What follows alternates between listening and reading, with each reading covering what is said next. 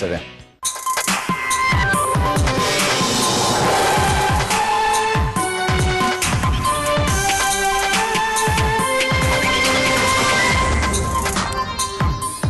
governatore del Veneto rilancia il progetto di una nuova strada che colleghi direttamente alle spiagge. Mercoledì vertice a Roma, intanto restano stazionarie le condizioni dei feriti più gravi fra i 10 del maxi schianto di ieri sulla Treviso Mare.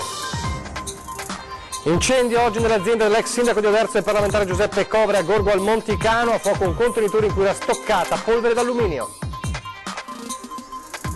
L'auto prende fuoco improvvisamente, panico stamane sul passante a Preganzol, l'automobilista scende appena in tempo per salvarsi. Ai nostri microfoni un testimone che ha assistito alla scoperta dei profughi stremati, nascosti e poi scoperti nel cassone di un camion a Conegliano. 7 kg di marijuana nascosti nel bagagliaio dell'auto di papà per venderla come ambulanti della droga. Un 19enne di Treviso, l'amico coetaneo di Jesolo, arrestati dalla polizia.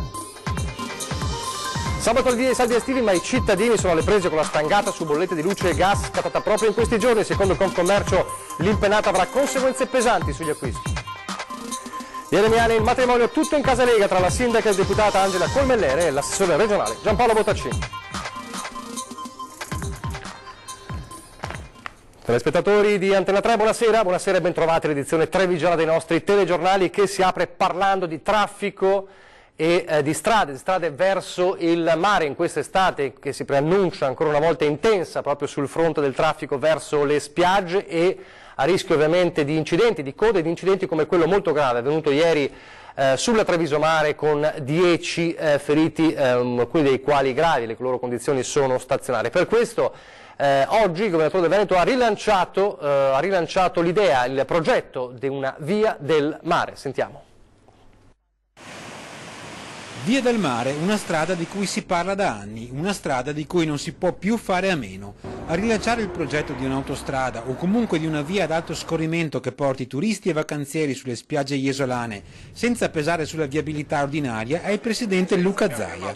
Già questo mercoledì l'assessore regionale infrastrutture e trasporti Elisa De Berti discuterà l'argomento nel corso di una riunione a Roma. L'assessore andrà a parlare ovviamente, a occuparsi di diversi dossier e tra i quali c'è anche quello della strada, della via del mare come è definita. Sicuramente un sistema per risolvere il problema del caos, del traffico, soprattutto nei mesi estivi per questo territorio. Al momento siamo in stallo per dei fatti giuridici e formali, cercheremo di capire se questa è un'infrastruttura che si può sbloccare oppure no. Il vecchio progetto della via del mare, con raccordo sul casello A4 di Meolo, era stato archiviato dopo essere inciampato su un progetto di finanza inadatto e annullato. Ma interesse e sostenibilità per un nuovo tracciato, forse raccordandosi questa volta al casello di Noventa, ci sono tutti. Basta guardare le code chilometriche che si formano ogni estate in direzione del mare. Quest'opera, che costa circa 200 milioni di euro, realizzata interamente dai privati senza nessun contributo pubblico, con i flussi di traffico, con quello che oggi il turismo è nel Veneto, ha una piena sostenibilità e quindi costerebbe zero alle casse della regione e riuscirebbe a dare quell'infrastruttura che da ormai un secolo.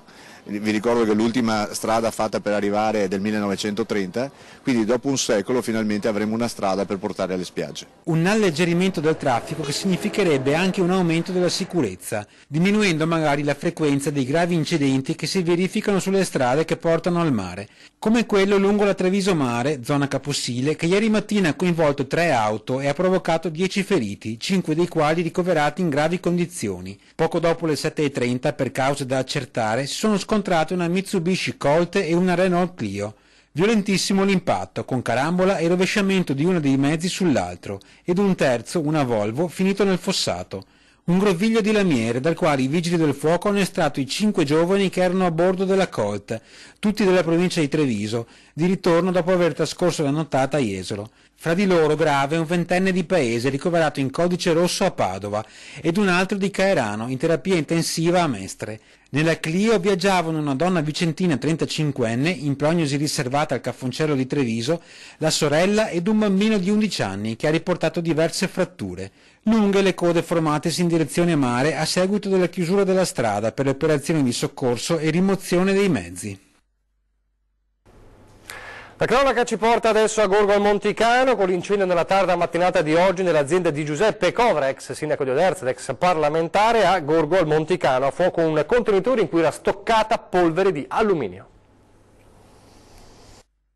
Prima le fiamme, poi un denso fumo nero. Sono circa le 13:40 quando nella ditta Eureka di Gorgo al Monticano, di proprietà di Giuseppe Covre, si sviluppa un incendio in un container che contiene polvere d'alluminio, materiale di scarto delle finiture che viene raccolto in sacchi particolari, poi stoccati all'interno di appositi contenitori.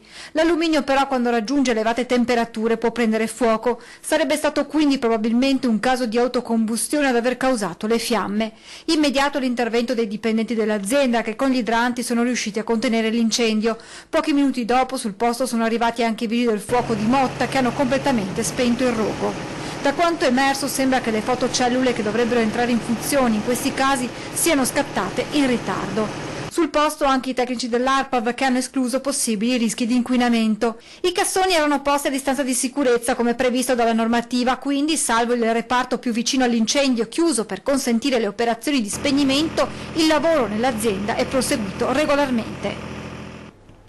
Ancora fiamme, ma fiamme che stavolta hanno aggredito un'auto in corsa, avvenuto questa mattina all'altezza di Preganzeo, lungo il passante di Mestre, dove un automobilista ha fatto appena in tempo ad accostare sulla corsia di emergenza e poi la sua auto, come detto, ha preso fuoco. Ancora probabilmente un cortocircuito dalle cause del rogo. Dall'autostrada si è elevata una colonna di fumo che è stata notata a centinaia di metri di distanza da tanti automobilisti, come quello che ha girato questo video che vediamo. Sul posto sono precipitati i soccorsi, i vigili del fuoco e l'ambulanza del SUE. Fortunatamente per l'automobilista, come dicevamo, nulla di grave, ma ovviamente il panico che si è scatenato in zona per la densa colonna di fumo nero. E adesso la testimonianza di chi sabato nel pomeriggio ha assistito alla scena davvero terribile dei 4 migranti trovati, 4 profughi trovati all'interno del cassone di un camion a Conegliano. Sentiamolo. L'autista, sceso una volta dal camion, ha sentito dei rumori strani. A parlare è un testimone che sabato pomeriggio ha assistito al ritrovamento di 4 clandestini medio orientali stipati all'interno di un cassone di un camion guidato da un uomo dell'Est Europa. Il camionista, nella zona industriale di Conegliano, doveva consegnare del materiale ad una ditta quando, scendendo dal rimorchio, ha sentito dei rumori sospetti all'interno del suo mezzo.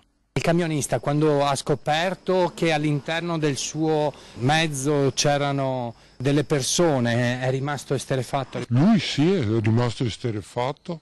Difatti è lui che ha chiamato la polizia. Ancora poche ore, probabilmente all'interno di quel cassone nessuno sarebbe sopravvissuto.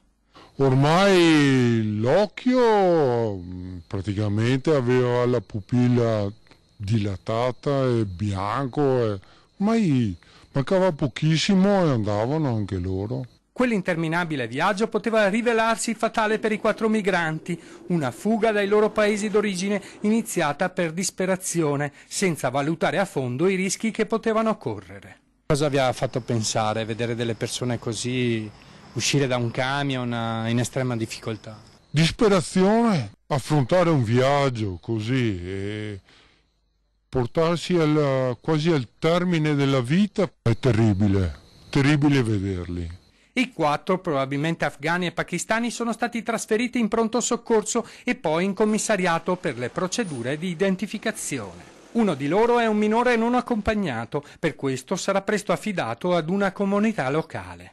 Non è ancora chiaro come i 4 migranti siano giunti fino alla Marca e soprattutto se il camionista abbia o meno un ruolo nella vicenda. Nel frattempo, in attesa di delucidazioni in merito, il tir è stato posto sotto sequestro. Ancora la cronaca con l'operazione della squadra mobile di Treviso che ha intercettato e arrestato 2 veri e propri venditori ambulanti della droga, 2 insospettabili, 19enni, quindi giovanissimi, che usavano l'auto del padre di uno di loro come magazzino mobile. Ragazzi del 99 sì, ma della droga lungo il Piave. Sì, nella giornata di sabato scorso abbiamo tratto in arresto 2 giovanissimi, per l'appunto nati nel 99 e nel 98, e loro avevano allestito un vero e proprio emporio della droga su 4 gomme. Un secolo fa combattevano contro il nemico, mentre oggi i loro pronipoti sono imprenditori della droga.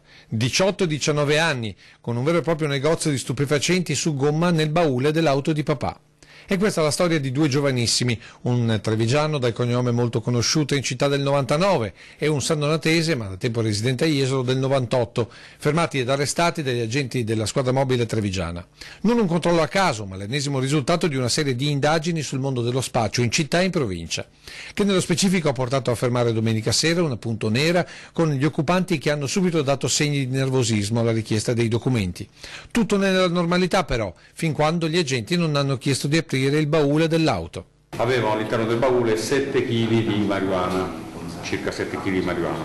Sotto il tappetino nascondevano oltre 3.000 euro, 3.500 rotti euro. Immediato il fermo dei 2 giovani e la successiva perquisizione delle abitazioni dove vivono con i genitori, e qui gli uomini del dottor Di Paola hanno rinvenuto il resto. Oltre all'ingente quantitativo di marijuana, gli stessi avevano anche disponibilità di buoni quantitativi di altre sostanze stupefacenti, quali ad esempio cocaina e hashish. Parliamo di un valore approssimativo intorno ai 60-70 mila euro. Veri e propri imprenditori dello spaccio, considerati i precedenti di uno dei 2. Uno dei 2 arrestati era già stato arrestato altre volte, quindi aveva già avuto a che fare con la giustizia penale. Particolare non secondario per le indagini ancora in corso il fatto che i 2 giovani tornassero con il carico di stupefacente da Jesolo. E sempre per la cronaca siamo in città, la blitz della polizia locale ieri ai giardinetti di Sant'Andrea, denunciati, multati e segnalati al SERT diversi assuntori di superalcolici, con il sindaco Mario Conte che promette un nuovo giro di vite in tutti i punti critici della città. Proprio ieri siamo intervenuti nei giardinetti di Sant'Andrea per ripristinare la legalità e il decoro, perché i giardinetti devono essere a disposizione delle famiglie, degli anziani e dei bambini, non certo dei balordi o di extracomunitari che bivaccano e consumano alcolici. Giro di vita con chi beve ai giardinetti pubblici. Continua la campagna sicurezza promessa prima delle elezioni dal neosindaco Mario Conte, che lo fa senza sosta. L'ultimo intervento domenica con il sequestro di superalcolici, la denuncia e la segnalazione degli assuntori, oltre alla relativa sanzione amministrativa. Le solite compagnie, purtroppo molte volte anche note, perché in passato sono stati abbastanza lasciati liberi di fare quello che volevano. Oggi la musica è cambiata, quindi o si sta in città rispettando le regole del decoro, oppure qui a Treviso non si troverà spazio. Un'abitudine purtroppo lenta da eliminare, considerando che anche oggi qualcuno a Sant'Andrea alzava il gomito, ma il sindaco sottolinea la linea che diventerà ancora più dura e determinata nelle prossime settimane. Abbiamo una sezione cinofila molto efficace e quindi va sicuramente sfruttata al meglio, anche perché uno dei problemi è proprio quello legato allo spaccio, alla presenza di droghe, molte volte legate a extracomunitari e non. Quindi sicuramente intensificheremo anche i controlli in tutte quelle zone che ci sono state evidenziate come zone a rischio. Saranno controlli a sorpresa e capillari, da via Roma all'ex caserma Serena, chi bivacca è avvisato. E c'era anche lui per la prima volta da sindaco, il sindaco Mario Conte, ieri ovviamente a Pontida. Da Treviso erano 12 pullman, record tra i 45 del Veneto e i 58 del Nord-Est, in una Pontida dove la parola d'ordine è stata una sola. Allora qualcuno si è indignato perché abbiamo osato chiedere l'autonomia. Noi in Veneto diciamo padroni a casa nostra. Se ti va bene così, buon, se no casa. L'obiettivo è quello comune, per il Veneto autonomia subito. Il messaggio di fronte alla sconfinata spianata di militanti non potrebbe essere più chiaro, ora o mai più. L'autonomia sbarca a Pontida, lo fa a seguito di un Veneto che ha iniziato il suo percorso ed è deciso a concluderlo. Nella Pontida dei record, quella dei 58 pullman da nord-est, 45 del Veneto, la Pontida dove Salvini lancia l'altro grande obiettivo del Carroccio. L'Italia che noi governeremo per i prossimi 30 anni è un'Italia che non ha paura di niente e di nessuno. Occorreva unire in Italia e occorrerà unire in Europa. E io penso a una Lega, delle leghe in Europa. Si parla di migranti, Europa, legittima difesa, giustizia, economia e sociale, ma quando sale sul palco Zaia i riflettori vanno su un punto chiave. Posso dar ordine di aprire il gonfalone del Veneto? Aprite il gonfalone.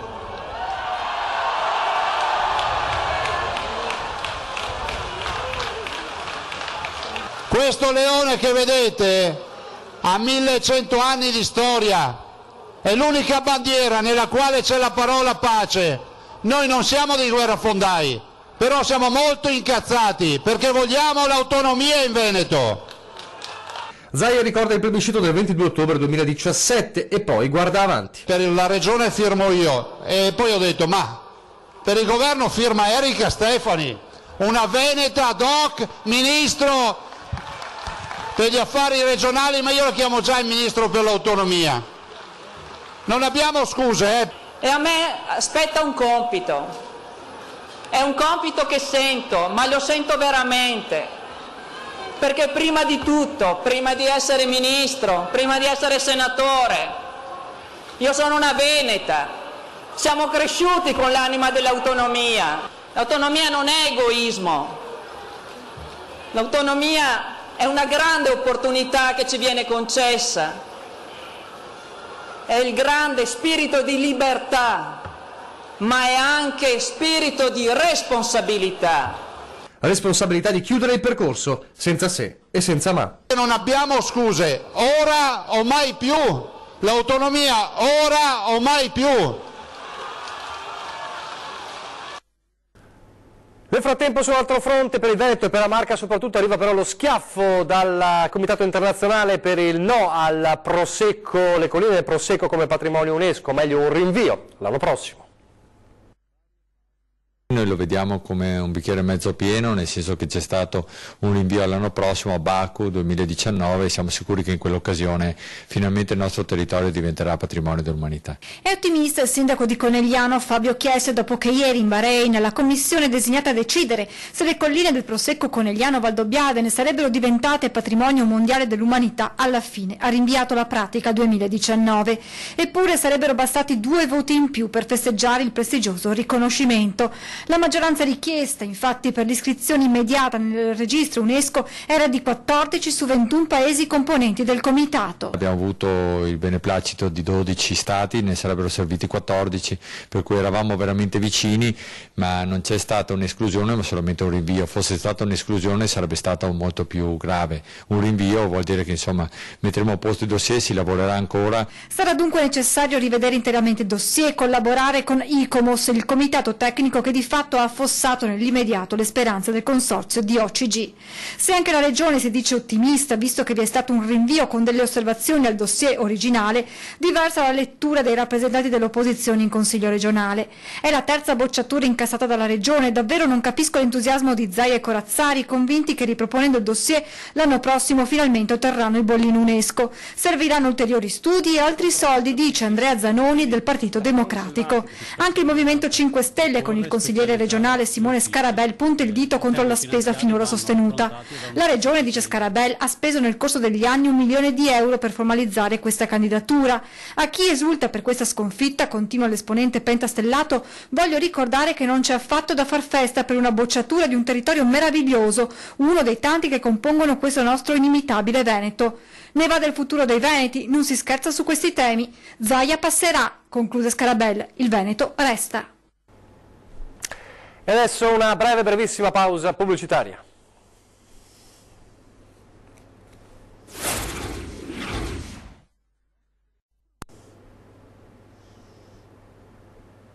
Rieccoci in studio in diretta alle telegiornali di Treviso per parlare dei saldi estivi che scattano sabato prossimo, anche ovviamente nella Marca. Però intanto i cittadini sono alle prese con la stangata su bollette di luce e gas e secondo Confcommercio questa stangata potrebbe avere conseguenze pesanti sugli acquisti. Penso che non è mai più finita, la gente farà fatica a pagarli.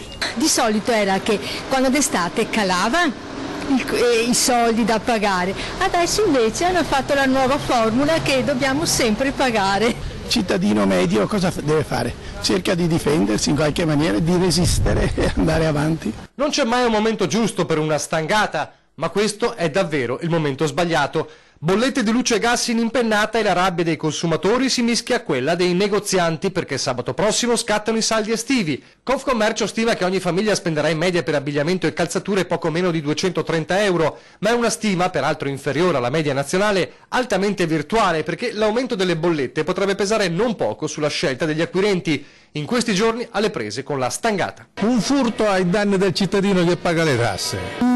Non sono rassegnato, sono un po' irritato, voglio essere educato, irritato. Siamo veramente un po' pressati, lo siamo tutti, a tutti i livelli. E poi c'è dell'altro. In tutto il Veneto attacca Confcommercio, contravvenendo alle regole che ne fissano l'inizio al 7 luglio. I più noti brand hanno fatto scattare i saldi già un mese fa. È successo e sta succedendo nelle grandi catene e negli outlet, soprattutto sul fronte del commercio elettronico, che dilaga sempre di più in un mondo senza regole. Tempi duri per tutti, insomma, a partire da chi dovrebbe mettere le mani nelle tasche. È assurdo, però è la realtà che dobbiamo pagare. Ma quindi secondo lei ci dobbiamo un po' rassegnare o... E cosa fare a questo punto? A chi rivolgerci? È tutta una presa in giro che ci danno, ci comunicano anzi. Dalla rabbia alla rassegnazione alla festa, la festa della giornata di ieri a Miane, per quello che è indicata già come la coppia veneta dell'anno, il matrimonio tra la sindaca e nonché deputata Angela Colmellere e l'assessore regionale Giampaolo Bottacino, un matrimonio tutto in casa Lega. Ecco le immagini. È arrivata con un Alfa Duetto rosso, la stessa del laureato di Dustin Hoffman. Solo che lei, Angela Colmellere, maestra elementare, sindaco di Miane e deputato della Repubblica, ieri con uno splendido raso di seta color avorio ha vestito i panni della sposa. Lui, in quello che è stato subito soprannominato il completo salviniano blu con gilet grigio, è l'assessore regionale all'ambiente e alla protezione civile, che ieri, tra le colline del Prosecco, senza al momento il bollino UNESCO, è stato lo sposo di quella che è subito stata indicata come la coppia trevigiana dell'anno. A benedire, certificare l'unione al momento civile, il governatore del Veneto Luca Zaia, che a Pontida è stato soprannominato per l'occasione Schumacher, considerata la velocità di spostamento dalla bergamasca alla Marca pur di essere puntuale con gli sposi. Una celebrazione davvero unica anche per l'immagine di un Zaia in fascia tricolore, che l'occhio indiscreto della telecamera di QDP News ha immortalato a dare qualche consiglio al neosposo, non si sa se inerente al matrimonio o magari ai prossimi interventi di sicurezza idraulica nella zona. Spigliata la sposa, anche se il sorriso un po' tirato tradiva un'emozione in crescendo tra candele accese, le dolci note della giovane orchestra, fino alle frasi di rito scandite dal governatore per l'occasione pubblico ufficiale di Stato civile. Sì, lo voglio. E lei, signora Colmellere Angela, intende di prendere per marito il qui presente signor Bottacin Giampaolo Enrico? Sì, lo voglio. Sarà che l'onorevole sposa giocava in casa, ma con il tempo è stato l'ingegnere, con lo scambio degli anelli, ad accusare maggiormente i colpi dell'emozione. Applauso! E alla fine, come sempre, è stato il governatore a scandire i tempi di una festa proseguita nel brolo di Gigetto tra i fiori di zucca, risotto ai porcini e ovviamente torta a piani. È terminata a tarda notte, senza partenza per viaggio di nozze, ma al massimo fino a Roma, dove l'onorevole sposa è già attesa in settimana e che l'ingegnere sposo dovrebbe raggiungere per discutere di protezione civile, manco dirlo al relativo ministero, coniugando, è il caso proprio di dirlo, amore di coppia con passione politica. E allora, viva gli sposi! Di tutt'altro tenore ovviamente la festa invece lungo il Sile, la tradizionale discesa folcloristica sempre di ieri lungo il Sile. Una sorta di carnevale in acqua dove al posto dei carri allegorici c'erano coloratissime imbarcazioni, una trentina quelle che grazie agli allestimenti hanno reso ancora più divertente l'edizione 2018 della discesa lungo il Sile. E anche il pubblico era quello delle grandi occasioni, un centinaio di persone ha affrontato la calura del primo giorno di luglio per assistere in restera alla folcloristica manifestazione. E come accade a Carnevale non sono mancati nell'allestimento i riferimenti ai temi d'attualità e politici, dal problema dell'immondizia alle pensioni, questioni importanti rese però più leggere dalla goliardia degli ideatori delle imbarcazioni. Per la cronaca la vittoria è andata al gruppo di Santa Cristina di Quinto. Sulla barca, che ne sanno i 2000, erano rappresentati personaggi simbolo degli anni 80 e 90. Alla fine per tutti i partecipanti una ricca merenda accompagnata dalla musica della Fancasin Street Band.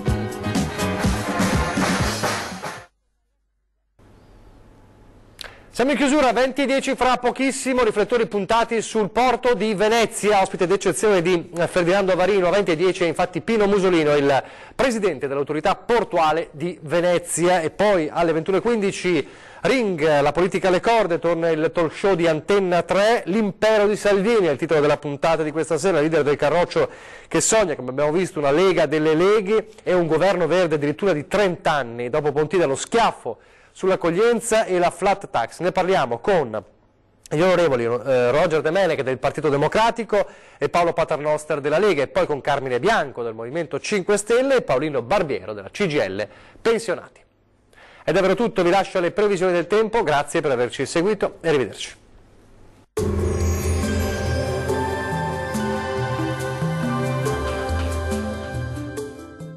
General Beton Calcestruzzi, a fianco di chi costruisce e lavora in qualità. General Beton è presente in tutto il Veneto, Friuli, Venezia Giulia e all'estero. Ben ritrovati al meteo. Tempo via via più instabile sulle nostre regioni, ma vediamo il dettaglio di martedì 3 luglio. Sul Veneto al mattino qualche rovescio solamente sul Bellunese, ampio soleggiamento invece altrove. Col passare delle ore temporali frequenti anche sui restanti settori della nostra regione, ma generalmente di debole intensità. Temperature minime tra 16 e 21 gradi, valori massimi compresi invece tra 27 e 32 gradi circa. Spostiamoci ora sul Friuli Venezia Giulia. Qualche acquazzone al mattino soltanto sui settori alpini, qualche spazio soleggiato in più invece altrove. Dal pomeriggio peggiora un po' ovunque con fenomeni localmente anche moderati. Migliorerà entro la serata. Temperature minime tra 18 e 21 gradi, massime comprese invece tra 29 e 31 gradi circa. Raggiungiamo infine il Trentino Alto Adige. Tempo spiccatamente instabile sulla nostra regione, con rovesci e temporali piuttosto frequenti sin dal mattino e per tutto l'arco della giornata. Fenomeni in cessazione comunque entro la serata. Temperature minime comprese tra 15 e 19 gradi, valori massimi oscillanti invece tra 29 e 32 gradi circa. Dal meteo di Antenna 3 per ora è tutto. Arrivederci.